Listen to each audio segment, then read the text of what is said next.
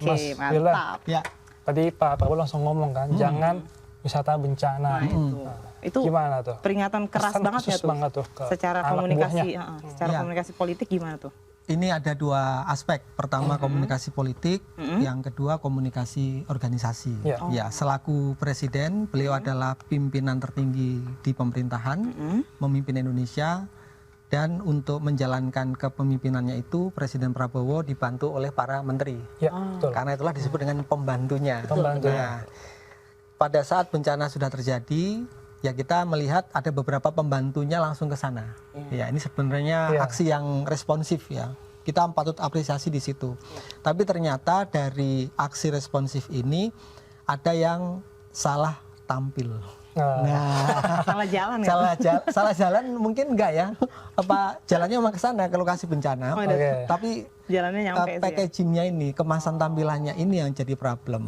Kemudian efek dari kesalahan penampilan ini muncul di media sosial, di media massa, muncul komentar masyarakat atau komentar publik. Ya ini kemudian menjadi problem dan mengganggu pikiran Pak Presiden ya sepertinya. Muncul kesan pembantunya atau beberapa pejabat publik yang lain ini hanya datang ke sana untuk berwisata, untuk menaikkan konten ya, foto-foto tadi ya. Ada yang memang ini ya memberikan bantuan langsung, kita lihat misalnya contoh Gubernur Jawa Barat, KDM itu clear ya di situ. Cuma berapa hari karena warganya juga sudah teriak, Pak Bandung kebanjiran juga kan gitu ya. Kenapa Bapak di Sumatera? Oke, saya balik ke pulang lagi. Nah, tapi memang ada beberapa ya yang masyarakat sudah tahu betul dan itu sampai jadi meme, kemudian dibuatkan AI-nya gitu kan.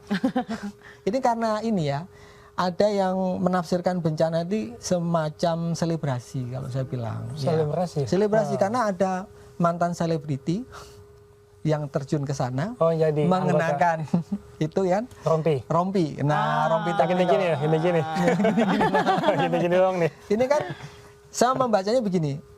Beliau ini sekarang wakil rakyat, ya, otomatis pejabat publik ya, Mas Dhani, Mbak Fitri. Nah, tapi sebelum jadi pejabat publik dia adalah selebriti. Nah, dia mungkin menganggap biarpun saya ke lokasi bencana saya tetap harus tampil. Nah, kemasan tampilannya ini. Nah, ini kemudian kemasan tampilannya ini kemudian yang membuat masalah dan akhirnya Pak Prabowo selaku presiden harus menertibkan ini supaya persepsi masyarakat tidak lagi negatif ya. Karena kalau ini dibiarkan ini akan menjadi blunder. Dan memang dalam beberapa kasus yang saya cermati ketika ada kesalahan komunikasi politik yang dilakukan oleh pejabat negara, baik itu menteri maupun pimpinan lembaga negara, DPR gitu ya. Itu biasanya langsung ditarik ke istana. Dipanggil ya? Bukan dipanggil Mas Dhani. Kalau istilahnya yang saya tahu itu aspek komunikasinya, aspek pengelolaan pesannya langsung diambil alih oleh tim dari istana. Pusat langsung ya? Iya, pusat langsung, begitu. Karena untuk menstabilkan situasi. Nah, kalau tadi Mbak Fitri sebut ini komunikasi politik, ya benar, memang ini bagian dari komunikasi politik karena Presiden Prabowo adalah pemimpin politik kan. Dia memimpin beberapa ketua umum partai politik yang sekarang menjadi menteri. Iya kan? Ada beberapa menko ya, kita tahu sendiri ya. Beberapa menko ini kan ketum parpol. Jadi ini punya dua dimensi, komunikasi organisasi untuk menertibkan organisasi besar bernama Pemerintahan Prabowo Gibran, Pemerintahan Indonesia tadi, betul kata Mas Dhani, dan juga komunikasi politik. Menegur langsung sebenarnya. Anda ini tokoh politik, apapun yang Anda lakukan itu pasti akan dipersepsikan punya nuansa politis oleh masyarakat. Nah, seperti itu. Tapi istilah wisata bencana itu sendiri maknanya apa tuh? Apa memang langsung mengkritik ke arah perilaku-perilaku pejabat kita yang datang hanya untuk foto-foto atau ada makna-maknanya secara komunikasi? Ya, ini bisa kita bedah ya. Jadi ada sebuah teori menarik di sini yang kebetulan pernah disampaikan oleh Peterson tahun 2000 yang lalu. Dia ini seorang antropolog. Jadi dia mencermati sebuah fenomena dan dia mengeluarkan sebuah teori namanya double bind. Double bind. Ikatan ganda. Ikatan ganda. Jadi bind ya, double bind. Double bind itu artinya gini, ketika seseorang muncul dengan aksinya di lokasi bencana, karena memang konteksnya untuk bencana, teori ini, maka ada dua pesan yang muncul, ya, pesan harfiah dan pesan meta. Nah, meta pesan istilahnya ya. Meta message kalau dalam bahasa Inggrisnya. Nah, kita ambil contoh ya Pak Zulhas ya. Karena contohnya udah konkret ya. Langsung Pak Zulhas ya. Kan Kopangan. Beliau datang ke lokasi bencana ya, memanggul beras gitu kan. Ya. Sementara pembantunya diam, tidak memanggul beras. Kan lazimnya pembantunya nih yang bawa nih. Iya. Ya misalnya ada ajudannya, staf-stafnya gitu. Ajudannya, protokolnya juga. Secara harfiah ya, Pak Zulhas ingin mendapatkan kesan saya turun langsung. Ya, saya konkret membawa beras di panggul Ikut saya. merasakan penderitaan kali ya. Ikut merasakan penderitaan. Konsepnya, ceritanya. Nah, tapi meta message yang ditangkap oleh masyarakat tidak seperti itu, beda lagi. Ada meta message. Nah, meta message ini berkaitan dengan konteksnya. Konteksnya apa ya kalau kita berpikir kritis ya sebagai masyarakat ya. Konteksnya apa Pak Zulhas membawa beras? Padahal kan beras bisa saja dibawa pakai truk. Iya betul. Secara Di teknis. sekitarnya banyak orang, ada TNI juga. Ada TNI juga gitu kan. Selaku Menko beliau bisa saja langsung mengajak para pejabat terkait untuk koordinasi langsung di lapangan. Langsung siapkan beras. Apa nih yang bisa kita lakukan dari sisi logistik, dari sisi pangan, karena beliau Menko Pangan kan. Betul, Nah, antara harfiahnya dan meta message-nya ini yang beda tuh ya. Yang beda. Nah, ini yang sering membuat kontradiksi. Nah, kontradiksi inilah yang kemudian memunculkan kesan di benak Pak Prabowo.